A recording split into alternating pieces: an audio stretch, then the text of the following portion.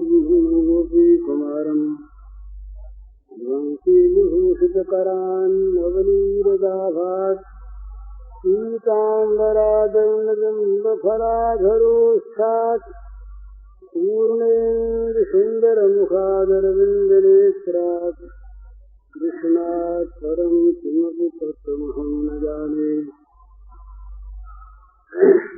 ध्यानाभ्यासवशीकतेन मनसा तन्निर्गुणं निष्क्रियम् ज्योतिषुमिथलयोजनो यदि परं सत्यं पश्यन्ति ते अस्माकं तु तदेव लोचनचमत्काराय भूयाच्चिरम् कालिन्दी पुलिनेषु यत्किमपि तन्नीलं भावति।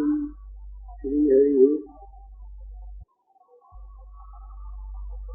अखिल विश्व चराचर के रूप में अभिव्यक्त भगवान की दृष्टि से आप सबके श्री चरणों में मेरे सभक्ति नमस्कार। महात्माओं, गुरुजनों, विद्वानों के चरणों में विशेष नमस्कार। थोड़ा सा चरित्र निर्माण संबंधी प्रसंग कह देने के लिए अभी कुछ देर पहले सज्जन ने याद दिला दिया, तो वो संक्षेप में दो एक उदाहरण और एक चरित्र निर्माण में क्या क्या चीजें होनी चाहिए, इस पर एक तुकबंदी है, वो संक्षेप में सुनाकर उसका अर्थ बता दिया जाएगा। तो प्राय सारी बातें चरित्र निर्माण के संबंध की समझ में आ जाएंगी।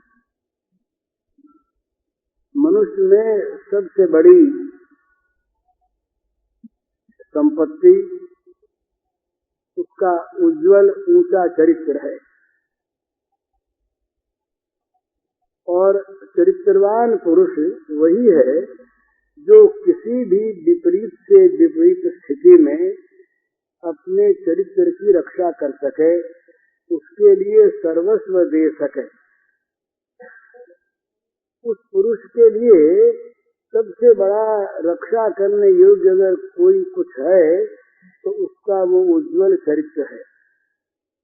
निंदन्तु नीच निपुणा यदि वास्तवन्तु लक्ष्मी समा विशतु गच्छतु वा यथेष्टम् अद्यैव वा मरणमस्तु युगान्तरे वा न्यायात् पथ प्रविचरन्ति पदम न धीराः।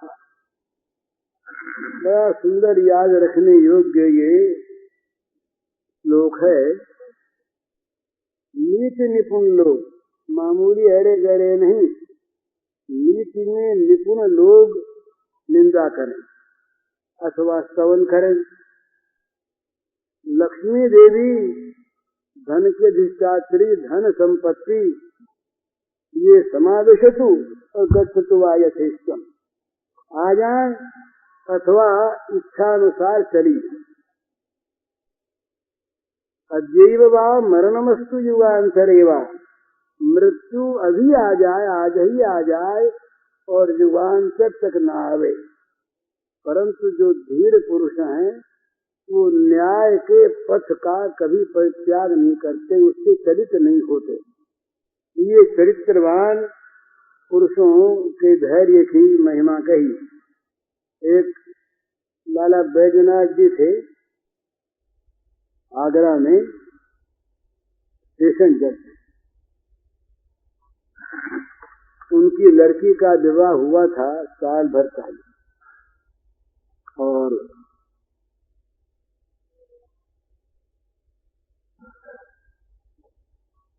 साल भर के बाद ही कोई ऐसा प्रसंग आया कि उस लड़के के द्वारा, उस दामाद के द्वारा किसी आदमी का खून हो गया। वो नीचे की कोर्ट में केस चला, सेशन सुपुर्द हुआ, तो वो केस आ गया बैजनाथ जी के पास। अब घर वाले सब प्रसन्न, अब तो बच्चा छूट ही जाएगा। बैजनाथ जी उसके ससुर हैं, साल भर पहले विवाह हुआ, बड़ी प्यारी लड़की है, छूट ही जाएगा। दूसरे कोर्ट में ले जाने के लिए विपक्षियों ने दरखास्त दी, वो कि भाई ये यहाँ तो छोड़ देंगे, लेकिन सरकार ने मंजूर नहीं। केस उन्हीं के पास रहा, ये सच्चा था। गवर्नर अंग्रेज थे, वही उस समय सर्वे सर्वा होते थे प्रांत के, वो देख रहे थे कि देखिए क्या फैसला देते। बैजनाथ जी ने फांसी की सजा सुना दी, हृदय पर बजर रख कर सजा सुना दी फांसी की। सजा सुनाते ही तो फांसी होती रही ना, सजा के बाद दिन नियत होता है तब फांसी होती है। गवर्नर तक खबर पहुंची, गवर्नर ने अपने अधिकार से उसको छोड़ दिया, सजा से मुक्त कर दिया। तो सजा से मुक्त ये होता भी नहीं, लेकिन बैजनाथ जी अगर कभी अपने न्याय पथ से विचलित हो जाते तो वो गिर जाते। तो उनकी बड़ी महिमा हुई कि इतने चरित्रवान पुरुष हैं कि अपनी जो न्याय की चीज है उसको वो किसी भी मूल्य पर छोड़ना नहीं चाहते। हमारे ये चंदन जी रहे, पुरुषोत्तम दास जी चंदन, इस युग के बहुत बड़े ऊंचे सत्यवादी पुरुष। ये सुनकर आश्चर्य होगा आपको, मरणासन्न थे,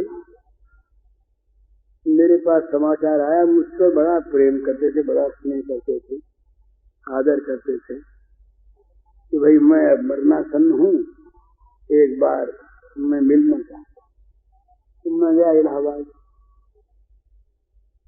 तो वो ऑक्सीजन दिया जा रहा था, बहुत धीमे धीमे बोलते थे, बोलने की बनाई थी।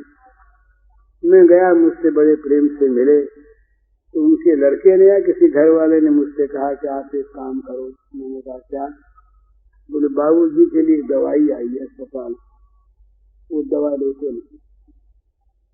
इसलिए नहीं लेते हैं कि आज अस्पताल तो बंद है और दवा के पैसे दिए नहीं गए। वो कहते हैं कि दवा की जिसके पैसे नहीं दिए गए वो दवा नहीं देगी। तो मैंने कहा उनसे कि बाबूजी दवा ले लीजिए। बोले पैसे जो नहीं दिए गए। मैंने कहा इसकी जिम्मेवारी मैं लेता हूँ, पैसे भिजवा दिए जाएंगे तब दवा। वो हर साल 300 या 400 रुपया लीटर चीनी का भेजते थे अपनी तरफ, इसलिए कि उनके यहाँ आने वाली चीजों को तो भेज देते। तो बोले वो हिसाब से ठीक हो गया। तो उन्होंने लिखा कि हिसाब तुम जानते हो कि मैं जानता हूँ। अब हमारा हिसाब आमदनी का हिसाब तो हम जानते हैं, तुम कहाँ जानते हो। पिछले दिनों में जब राशन थी, राशन के जमाने में इनके यहाँ हमेशा अतिथि आते रहते और ब्लैक से ये खरीदना पाप समझते और राशन जितने आदमी उससे ज्यादा लाते हैं। तो मान लीजिए रात को आदमी आ गए, अब इनके तो घर में आटा दाल है नहीं, अब कल फिर आएगा तो काम चलेगा। तो इनके लिए राशन वालों ने ये सुविधा करनी पड़ी उनको कि इनका जब रात को भी आदमी आवे तब दुकान खोलकर राशन दे दिया। इनके एक लड़के की वो पब्लिक सर्विस कमीशन में नियुक्ति हुई, तो इन्होंने चिट्ठी लिखी कि ये नियुक्ति जो की है ये चंदन के लड़के की है कि योग्यता देखकर की है। ये सब अनोखी बातें हैं आज के युग में। तो अगर योग्यता देश की है तो ये योग्यता उसमें है नहीं, और चंदन के लड़के की है तो क्यों की। तो बेचारे वो लोग सब चंदन जी के पास दौड़े आए कि महाराज किसी तरह से लाज बचाओ, ये हो गई तो हो गई, आप इस पर बोलो मत, चिट्ठी अपनी वापस लो, नहीं तो। बोले किया क्यों तुम? इसका अगर हम प्रश्रय दें इसको, तो हम न्याय का गला घोंटने लगे स्वार्थवश। ये आज के युग के आदमी की बात है बड़ा। ये चरित्रवान पुरुष का ये एक दृष्टांत है। इस प्रकार के चरित्रवान पुरुष किसी प्रकार से भी एक पैसा किसी दूसरे का हक का अपने आ जाए तो उसे लेना स्वीकार नहीं। तो आज तो हमारा चरित्र गिरा है सार्वत्रिक, केवल पैसे में नहीं गिरा, पैसे में तो गिरा है ही। आज हम जिसको ईमानदारी कहते हैं वास्तविक, वो ईमानदारी तो ढूंढे शायद मिले, लेकिन वो जो घृणा निकल गई है ये चोरी से, डकैती से, ये बहुत बड़ी बुरी चीज है। ये चरित्र का पतन करने वाली। हमारे यहाँ की एक देवी ने 3-4 वर्ष पहले की बात है, असेंबली में हिंदू नारी ने कहा कि सतीत्व जो है ये एक प्रकार का प्रमाद। अब जिस देश की स्त्रियां सतीत्व के नाम पर जल मरती, मैं चित्तौड़ गया महाराज, तो वो उस कूप को देखा, उस गड्ढे को जिसमें वो हमारी माताएं, हमारी वो देवियां सतीत्व के रक्षा के लिए जलती हुई आग में कूद पड़े। वहाँ की रजकण को देखकर मुझे श्रद्धा उत्पन्न हुई। मैंने वहाँ मेरे साथियों ने भी सबने दंडवत प्रणाम किया कि देखो कितना इनका त्याग है। एक शरद सुंदरी देवी थी। शरद सुंदरी देवी 14 वर्ष की लड़की, बंगाल में कलकत्ते के पास एक जिम्मेदार की वो पत्नी थी। जिम्मेदार का देहांत हो गया तो कलेक्टर उस जिले के अंग्रेज थे, वो मातम पुर्सी के लिए घर पर आए, उस बहन से मिले। उन्होंने स्वाभाविक, अंग्रेज थे, उनके यहाँ की अपनी चाल है, उसने कहा बेटी तुम्हारी छोटी उम्र है अभी, तुम शादी कर लो। सुन लिया उसने, बोली नहीं, और उस दिन से उसने अन्न त्याग कर अनशन शुरू कर दिया। तो कलेक्टर तक खबर पहुंची कि भाई अन्न त्याग कर दिया, क्यों कर दिया। तो वो कलेक्टर गए, कलेक्टर ने जाके कहा बेटी क्या बात है, क्यों तुमने अनशन शुरू किया। बोले मुझे कानों से ये बात सुनने को मिलती, करनी तो दूर रही, अपनी इच्छा की बात तो अलग, इस तरह की बात कानों में आ गई, इसका प्रायश्चित कर। तो अंग्रेज कलेक्टर ने कहा बेटी मैं तुम्हारे इतने ऊंचे भाव को जानता नहीं था, अपने देश की चाल के अनुसार मैंने कह दिया तुम अन्न ग्रहण करो, नहीं तो मैं अनशन करूंगा। तो उसने अन्न ग्रहण किया। ये चरित्र हमारे यहाँ का कितना ऊंचा चरित्र है। दूसरे के अधिकार की रक्षा के लिए अपने अधिकार को छोड़ देते। ये लाला बैजनाथ शेख, ये संक्षेप में सुनाता हूँ मैं, बहुत घटनाएं ऐसी हैं। बैजनाथ नहीं, लाला बलदेव सिंह, इसी देहरादून के थे, बड़े सज्जन, बड़े साधु पुरुष। उन्होंने एक छपवा रखा था मोटो, पिताजी सब आपके भक्त बन गए भगवान के लिए। तो उनका 2 भाई थे, भाइयों में बंटवारा हुआ। उस जमाने के बहुत बड़े जमींदार थे, तो 23 गांव थे। तो गांवों का हिसाब किताब देख करके उन्होंने 12 और 11 गांव रखे 11:30 तो होते नहीं। तो आपस में बड़ा प्रेम। बड़े भाई थे बलदेव सिंह जी, उनको 12 मिल गए और छोटे भाई को 11 मिल गए। हो फैसला दोनों तरफ फैसला। किसी के भी मन में किसी प्रकार का कोई भी न भेद न दुख न कोई बात, बड़े मजे में। पर बलदेव सिंह जी के मन में बात खटके। तो बलदेव सिंह जी अब वो रोज प्रणाम करने आते। अलग होने के बाद छोटे भाई रोज प्रणाम करने आते बलदेव सिंह जी के चरणों में। तो बलदेव सिंह जी ये ने एक दस्तावेज बनाया, अपने 10 गांव रखे, उसको 13। और एक दिन ऐसे ही बोले कि भैया देखो तुम तो हमारी बात सब मानते ही हो। मेरे भाई साहब ऐसा ये करता हूँ कि तुम कभी टालते नहीं, टालोगे नहीं। उसे क्या पता क्या कहेंगे, बोले नहीं टालूंगा। इस पर हस्ताक्षर कर दो। क्या है, बोले पहले हस्ताक्षर करो तब बताएंगे। हस्ताक्षर कर दिए। 3 गांव भाई को दे दिए, 2 गांव ज्यादा दे दिए। अपने उसके 13 हो गए, अपने 10 रह गए। ये मामूली बातों की ये लोकनाथ जी धाननिया थे, इनके साथ ये मंडावा गए एक बार। ये मारवाड़ियों में जाते आते थे, भले मुझे अग्रवाल थे। मंडावा गए, उस समय मोटरें थी नहीं, ऊंट पर आ रहे थे। तो अभी हंसी किसी बात है, वो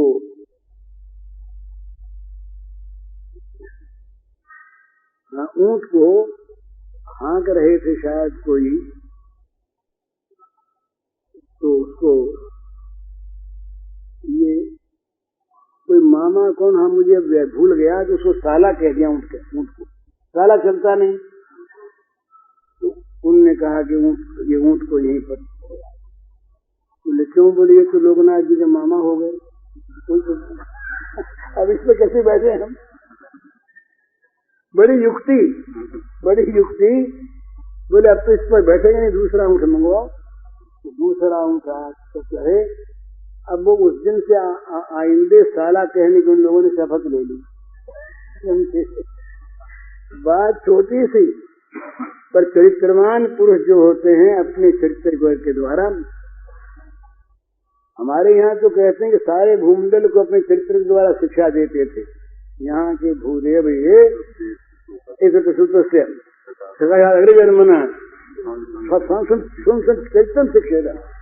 अपने चरित्र के द्वारा सारी पृथ्वी को शिक्षा देते थे। कितना ऊंचा चरित्र। तो ये मन वाणी शरीर हमारे पास 3 हैं। इंद्रियां हैं, मन है और वाणी को है तो इंद्रियों में ही, पर इसको अलग ले लेते हैं। इनके द्वारा ऊंचे से ऊंचा आचरण करना। और ये नहीं कि भाई बुरा करने वाले के साथ हम बुरा क्यों न करें, वो गिर गया तो हम क्यों गिरें। एक महात्मा रहे, वो महात्मा गंगा रहे, एक बिच्छू जीवित बिच्छू उठा करके महात्मा ने अपनी हथेली पर रख लिया। तो बिच्छू का स्वभाव, बिच्छू ने डंक मारा तो हाथ हिला तो बिच्छू फिर गया, फिर जल में गिर गया। तो उठा के फिर रख लिया, दोबारा फिर डंक मारा, फिर गिरा, तीसरी बार फिर उठा के रखा। तो बगल में लोग नहा रहे थे, उन्होंने कहा महाराज आप पागल क्यों हो गए हैं, बार बार बिच्छू को उठा करके डंक मरवाते हैं, कटवाते हैं, क्या फायदा। तो बोले भाई देखो बिच्छू अपना स्वभाव नहीं छोड़ता, तो मैं अपना स्वभाव क्यों छोड़ दूं। बिच्छू का स्वभाव काटना है, मेरा स्वभाव बचाना है। तो बचाने के स्वभाव को बिच्छू काटता, इसलिए मैं बिच्छू बन जाऊं। तो चरित्रवान पुरुष जो होते हैं वो दूसरे दुष्चरित्रों को नहीं देखते, उनको देख करके अपने चरित्र की रक्षा करना ये नहीं सोचते। उनका चरित्र तो अपनी संपत्ति, दूसरे का चरित्र चाहे कैसा ही हो। बुरा आदमी बुरा काम करता है, पर भला आदमी बुरे की नकल क्यों करे। तो जिसको भी अपने चरित्र का, अपने सदाचार का मन में गौरव है, वो किसी भी हालत में सदाचार को छोड़ेगा नहीं, चाहे कितना ही उसके पास प्रलोभन आ जाए। ऐसे उदाहरण बहुत जीवन में मैंने देखे हैं, आप सबने देखे होंगे।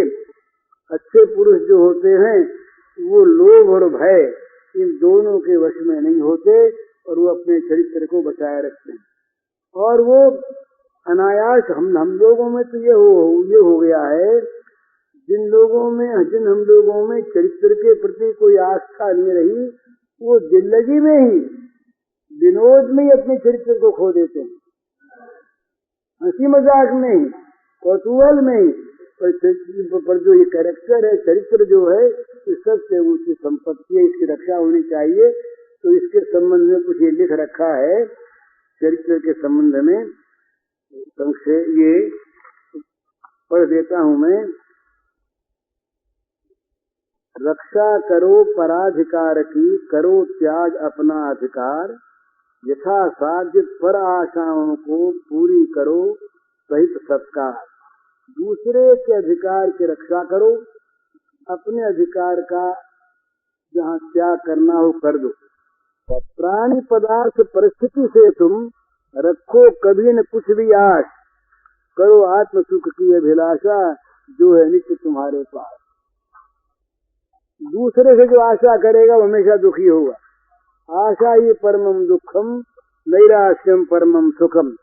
आशा करनी हो तो आत्म सुख की आशा करो, जो तुम्हारी अपनी चीज है, जिसे कोई छीन नहीं सकता। जो सुख सिद्धि हेतु करता है, अन्य किसी से कुछ भी आस, आत्म सिद्ध सुख से वह वंचित रहता, होता सदा निराश। जो केवल सुख के लिए दूसरों से आशा करके उनमें सुख ढूंढता रहता है, आत्म सुख उसे नहीं मिलता, वो सदा निराश होता है। समझो तुम जिन जिन बातों को अपने हित मन से प्रतिकूल, उन्हें न बरतो कभी किसी से, समझो इसे धर्म का मूल। श्रूयताम धर्म सर्वस्वम सत्वा चैवावधार्यताम, आत्मन प्रतिकूलानि परेशान समाचरित। ये व्यवहार शास्त्र का एक निचोड़ है। व्यवहार ठीक रखना हो तो सीधी कसौटी है। जो बातें हमको बुरी लगती हैं, दूसरे के साथ मत करो। हमें कोई गाली दे, रूखी बात कहे, शाप दे, हमारा अनिष्ट करे, हमारे घर में चोरी करे, बुरा लगता है ना, तो ये दूसरे के साथ मत करो। समझो तुम जिन जिन बातों को अपने लिए मन से प्रतिकूल, उन्हें न बरतो कभी किसी से, समझो इसे धर्म का मूल।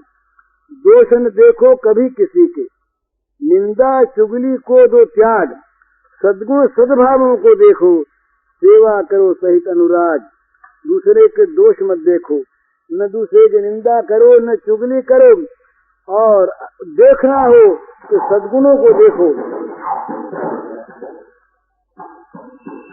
ये उसमें बोल ये देखो, ये हुआ सद्भावों को देखो। अच्छा, अपने सभी सुखों को समझो, दुखियों से है लिया उधार। अपने सभी का भला, तो जिसके पास जितने सुख हैं ये दुखियों से उधार लिए हुए हैं, तो वितरण कर उनको दुखियों में, करो विषम ऋण का उद्धार। अपने सुखों को दूसरों में बांट करके इस ऋण से उद्धार करो अपना। पेट भरे उतने ही धन पर अपना हक है अपना जोर, या क्षमता सत्वम हितम। जितने से अपना पेट भरे उतने ही पर अपना अधिकार है। इससे अधिक मानने वाला दंडनीय पर हक का चोर, इससे ज्यादा मानने वाला चोर है, इसको दंड मिलना चाहिए। यज्ञ शेष जो खाता है वह होता सब पापों से मुक्त। यदि शिक्षा संतो मुक्ति विजयी। जो यज्ञ से बचा हुआ खाता है वो पापों से मुक्त होता है, और जो केवल अपने लिए कमाता है वो पाप खाता है, वो पापी है। अपने लिए कमाता, केवल खाता, पाप संयुक्त। सबको सबका हक देकर जो बचता वही यज्ञ अवशेष। सबको सबका हित, सबका करो सदा सम्मान, सब में समझो निज आत्मा को, या सब में देखो भगवान। ये सब में सबसे प्रेम करो, सबको सुख दो, सबका सच्चा सम्मान करो। सब में या तो अपनी आत्मा को देखो और या भगवान को देखो। प्रभु ने जो कुछ दिया, परिस्थिति दी जैसी, उसमें हितमान मंगलमय प्रभु का विधान व सदुपयोग करो सुबजान।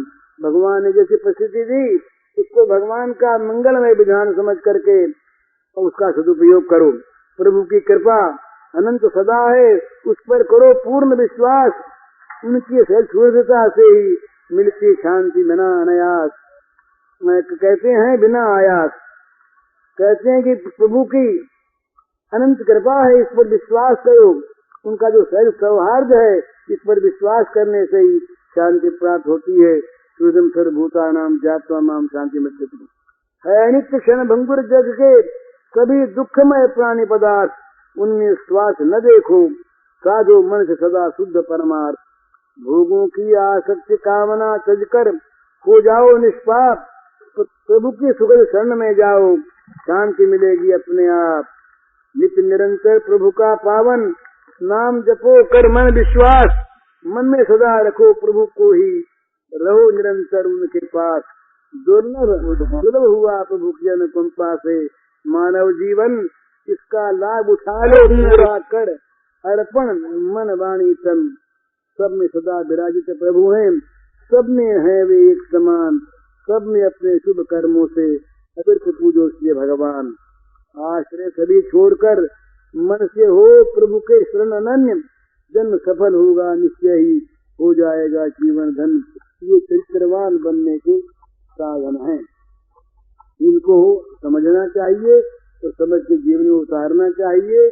चरित्र को सबसे ऊंची वस्तु मानना चाहिए अपने जीवन में। ये तो हुई चरित्र की बात संक्षेप में। ये बड़े विस्तार की चीज है। जितना जितना इसको याद करना है, समझना है और जीवन में उतारना है, उतना उतना ही अपना लाभ है। अब थोड़े ये पंडित जी कल जा रहे हैं तो दो चार कुछ पद वो हैं बड़े अच्छे पंडित जी की दृष्टि से, तो वो प्रेम के हैं। एक पद है उसमें जितने दोष हैं उन सब दोषों को प्रेमी स्वीकार करता है और उनके लिए मांगता है कि वो दोष हमें बने रहें, कभी जाए नहीं, ये दोष कभी मिटे नहीं।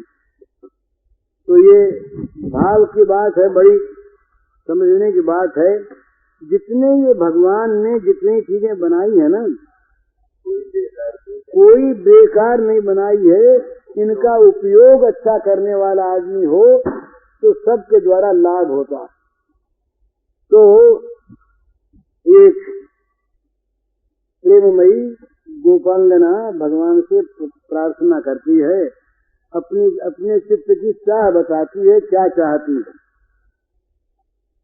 नहीं चाहती मनोनाश में, नहीं चाहती चित्त निरोध, श्याम सिंधु में सुरसरिवत नित वृत्ति प्रवाहित हो यविरोध। नहीं चाहती मनोनाश में, नहीं चाहती चित्त निरोध, श्याम सिंधु में सुरसरिवत नित वृत्ति प्रवाहित हो यविरोध। जैसे सुरसरिता बहती नित करती सब विघ्नों का नाश। मेरे चित्त की वृत्तियां श्याम सुंदर रूपी सिंधु में, श्याम सुंदर रूपी सागर में मिलने के लिए नित्य निरंतर बिना विरोध के प्रवाहित होती रहे। वृत्तियां रुके नहीं, वृत्तियां चलें, श्याम सिंधु। इसी प्रकार जैसे सुसरिता बहती नित करती सब विघ्नों का नाश, वैसे ही सब भूल दौड़ता रहे चित्त प्रियतम के पास। मेरा चित्त कभी शांत न हो, मेरी वृत्तियां कभी निरुद्ध न हो, वो प्रियतम के पास निरंतर दौड़ती रहे सुरसरी की धारा की भांति। ये तो हुई मनोनाश की चित्तवृत्ति निरोध की बात।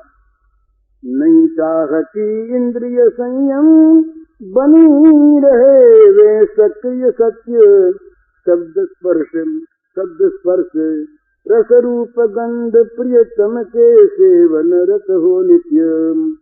मेरी इंद्रियां संयमित हो जाए, इंद्रियां भोगों को छोड़ दें, ये मैं नहीं चाहती। इंद्रियां नित्य निरंतर सक्रिय रहें, सचमुच सक्रिय रहें, पर वो सक्रियता इंद्रियों की काहे में हो।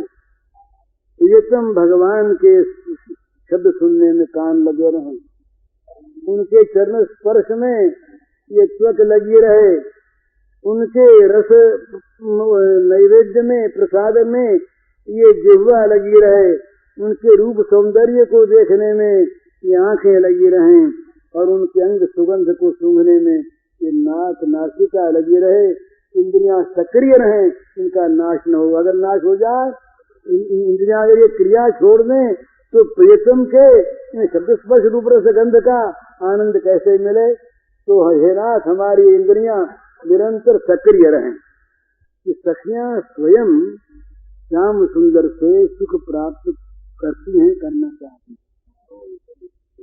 और सहचरी जो हैं, ये केवल श्याम सुंदर को सुखी देखना चाहती हैं, अपने लिए अवसर आने पर भी स्वीकार नहीं करती। ये उनमें बड़ा त्याग है। जो भगवान के द्वारा दिए जाने वाले सुख को भी क्योंकि उसे अपने लिए मिल रहा है अस्वीकार कर दे, उससे भगवान नित्य ऋणी हो जाते। भगवान वो क्या दें? भगवान के पास जो कुछ अपना है वो भगवान दे देते हैं, उसको भी जो लेना स्वीकार नहीं करते। भगवान तब उनके लिए क्या करे, उनके लिए फिर भगवान ऋणी हो जाते हैं। फिर भगवान कहते हैं कि बस अब और कुछ नहीं। क्या बजे हैं? 5 मिनट है, तो ये नहीं होगा। मैं बहुत बड़ा, हाँ, किसी की बात कर दे आज, इसी पद की बात बड़ी सुंदर। अच्छा, ये कहना बड़ा सहज है कि जगत का नाश कर दो। जगत दिख रहा है, कैसे नाश हो? तो बोले नाश मत करो। सारे जगत में पहले भाव से अपने प्रियतम भगवान को अंदर भरा दे, और जब तुम्हारी अंदर की आंख बाहर आ जाएंगी, तब क्या होगा? तब तुम्हें बाहर भी प्रियतम दिखाई देने लगेंगे प्रत्येक वस्तु में। ये होता है भला, ये नहीं होने की बात मैं नहीं कह रहा। अगर किसी की आंख श्री कृष्ण को देखने के सिवा दूसरे को देखना इनकार कर दे, तो जो श्री कृष्ण अव्यक्त रूप से सारे प्राणियों में विद्यमान हैं, नित्य हैं ही, ये श्री कृष्ण क्या इतनी सामर्थ्य नहीं रखते कि अपने श्री कृष्ण रूप में उस वस्तु में उसे दिखाई देने लगे? जो सर्वसमर्थ हैं, सर्वभवन समर्थ हैं, उन भगवान के लिए कोई आश्चर्य की बात नहीं। तो पर जो देखे उसको, जित देखूं तित श्याममयी है। गोपियों ने देखा, कजरारी अखियान में बसो रहे दिन रात, शीतम चारो हे सखी साते सांवर गात। काला क्यों हो गया? बोले काजल अलग अलग के हो गया। सुनी हुई बात होगी आप लोगों की। सखियां बैठी, सखियों में विनोद शुरू हुआ, वहाँ एक ही बात थी, बस दूसरी चर्चा नहीं। भगवान अपने प्रियतम के बाद अच्छी बुरी ऊंची नीची इससे मतलब नहीं है, अपने प्रियतम की चर्चा, और इसी में उनकी संतुष्टि, इसी में उनकी पुष्टि, इसी में उनका मनोरथ पूर्ण। केवल ये भागवत का युग्म गीत देखिए, यही चर्चा। तो चर्चा हो रही तो एक सखी ने कहा कि भाई ये एक बड़ी आश्चर्य की बात है कि ये नंद बाबा के घर में सभी गोरे हैं और ये हमारा कन्हैया सांवला कैसे हो गया। तो दूसरी सखी ने कहा, बोले सीधी सी बात है, इसमें कोई विचार की बात थोड़ी, ये तो रोज के अनुभव की बात हमारी, हम रोज अनुभव करती हैं। बोले क्या अनुभव करती हो? बोले अनुभव करती हैं कि नहीं, तुम करती हो कि नहीं? कजरारी अखियान में बसो रहे दिन रात, शीतम चारो हे सखी ताके सांवरगात, काजल भरी आंखों में दिन रात बसा रहता। दिन रात कभी आंख से ओझल हो सही नहीं, अंदर बसा रहता है। तो काजल की कोठरी में रह काला न हो, तो काजल लग लग के ये श्याम सुंदर काला हो गया। हंसी की बात मालूम होती है, पर आप देखते हैं, जानते हैं, हमारी आंख के सामने जो चीज आती है ना, वो ही अंदर पुतली में दिखाई देती है। गाय दिखाई देगी। तो गोपी की आंख ऐसी बन गई, उसने श्याम सुंदर के सिवा किसी को देखने से इनकार कर दिया। बाबरी वे अखियां जल जाएं जो सांवरो छाने निहारती गोरो, उन आंखों में आग लग जाए जो श्याम सुंदर के सिवा किसी उज्जवल धवल संसार को देखे नहीं। तो क्या हुआ कि उनके सामने हमेशा श्याम सुंदर आवे तो वही उनकी आंखों में दिखाई दे, तो आंखों में बसे रहे दिन रात। तो वो देखें कि अरे तुम्हारी आंखों में श्याम सुंदर बसते हैं, तो तुम्हारी आंखों में श्याम सुंदर बसते हैं। अब इतनी काजल की आंखों में बसते रहे निरंतर, तो काले न हो जाए फिर सफेद कैसे रहे बेचारे, कहा साबुन इतनी नहावे धोने नहाने। तो सच्ची बात यह है कि भगवान को सारे संसार में यदि निरंतर हम देखने का पहले मन करें और फिर वैसी धारणा करें कि भगवान हैं, धारणा करें, धारणा के बाद सत्य की अनुभूति होगी कि भगवान दिखाई देने लगेंगे। भगवान के सिवा कोई वस्तु दूसरी किसी वस्तु में दिखेगी नहीं। अब मन को फिर क्या करें, मन तो रात दिन दर्शन करता है भगवान के। तो ये चीज हो सकती है तो अहंकार करें, तो इस बात क्या करें कि हम भगवान के सेवक सेविका और नित्य भगवान के दर्शन हम सब में करें। तो ये कामना भगवान की करें। चित्त का कभी नाश, चित्त की वृत्ति जो अव्याहत गति से, अबाधित गति से भगवान की ओर जाती है, इसको सात्विक भक्ति कहा। और प्रेमी लोग जो है ना, वो तो केवल यही चाहते हैं कि हमारी चित्त की वृत्ति कभी भी शांत न हो। चित्त की वृत्ति नित्य जा करके प्रियतम के सौंदर्य माधुर्य में जा करके मिलती रहे। चित्त का निरंतर भगवान के साथ संस्पर्श बना रहे, चित्त नाश न हो।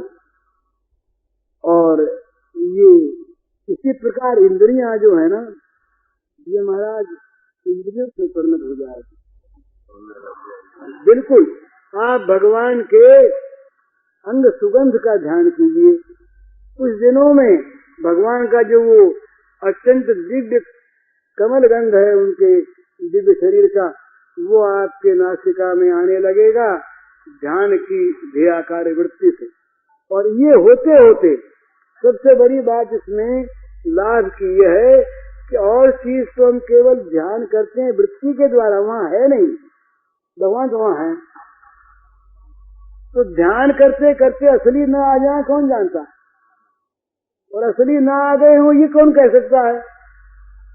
प्रेम भक्ति स्थूल इंद्रियां से भगवान को स्पर्श कर सकता है, और कोई नहीं कर सकता, कोई नहीं कर सकता। वो स्थूल इंद्रिय वो स्थूल बन जाते हैं, स्थूल के लिए स्थूल बन जाते हैं, तुच्छ के लिए तुच्छ बन जाते हैं, नगण्य के लिए नगण्य बन जाते हैं। वो ज्ञानियों के सामने नगण्य होकर नहीं आते, वहाँ तो बड़े ऊंचे। और जो ये ऐश्वर्य के भक्त हैं, इन लोगों के सामने भी दरबारी रूप रहता है। एक दरबारी रूप होता है, एक महली रूप होता है, दो अंतर है। महली रूप, एक महल का रूप, एक दरबार का रूप। महल का रूप वो होता है निरावरण, सजा हुआ नहीं होता, स्वाभाविक। और दरबार में जाके बल सजा करके, वहाँ पर दरबार में जा करके वो बच्चा छाती पर बैठ कर वो पिताजी की दाढ़ी नहीं पकड़ सकता, पर घर में तो छाती पर बैठ जाता है, वहाँ उसको उनको प्यार मालूम होता, वहाँ की विधि दूसरी, यहाँ की विधि दूसरी। तो ये प्रेम जगत में ही भगवान को सारी इंद्रियों के द्वारा, मन के द्वारा, बुद्धि के द्वारा, वाणी के द्वारा, हरेक वृत्ति के द्वारा, हर समय, हर काल में, हर जगह प्रत्यक्ष अनुभव किया जा सकता है। ये प्रेम का ही जादू है। हरिओम तत्सत। पूज्य श्री भाई जी के इस प्रवचन का शीर्षक है चरित्र निर्माण की बातें। इसका कैसेट संख्या है 184। यह प्रवचन पूज्य श्री भाई जी ने गीता भवन स्वर्गाश्रम में 10 जून 1964 को दिया था। जय राधे जय राधे राधे, जय राधे जय श्री राधे, जय राधे जय राधे राधे, राधे जय श्री राधे, जय कृष्ण जय कृष्ण,